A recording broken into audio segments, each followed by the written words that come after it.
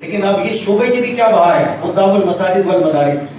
وہ خوش نصیب جو جگہ خریدتا ہے، جو اس کے لیے پیسہ ملاتے ہیں، جو ان کے لیے کوشش کرتے ہیں، جو اس کو بنانے میں، تعمیرات کرنے میں، مرمتی کام کرنے میں، مؤذنین کے لیے، امام کے لیے بہت سارے پیسوں کی ضرورت ہوتی ہے، پیسوں سے، دام میں، گرم میں، سمن میں، یہ جو کوششیں کرتے ہیں غور کریں، مسجدیں کہاں جائیں گی؟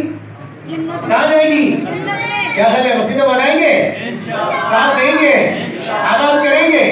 سبحان اللہ۔ چلے کچھ فضیلتیں سنتے ہیں۔ حضرت سیدنا ابو سعید خدری رضی اللہ تعالیٰ عنہ بیان کرتے ہیں کہ سرکار مدینہ صلی اللہ تعالیٰ علیہ وآلہ وسلم نے ارشاد فرمایا، جب تم کسی شخص کو مسجد کی خبر گیری یعنی دیکھ بھال کرتے دیکھو، ایک روایت میں ہے مسجدوں کا عادی دیکھو تو اس کے ایمان کی گواہی دے دو، بے شک اللہ پاک فرماتا ہے ترجمہ کنز الایمان، اللہ کی مسجدیں وہی آباد کرتے ہیں جو اللہ اور قیامت پر ایمان لاتے اور نماز قائم رکھتے اور زکات دیتے ہیں۔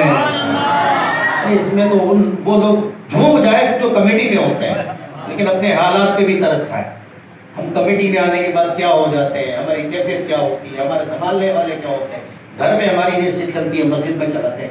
ہم کسی کے بارے میں سوچیں گے نہیں، یہ چوٹ کرنے کے لیے بات کر رہے ہیں۔ فضیلتیں کیسے مل رہی ہے؟ الحمدللہ ایمان کی تصدیق۔ ہاں، حضرت علامہ عبدالرؤف منابی رحمۃ اللہ تعالی علیہ حدیث پاک کے اس حصے مسجدوں کو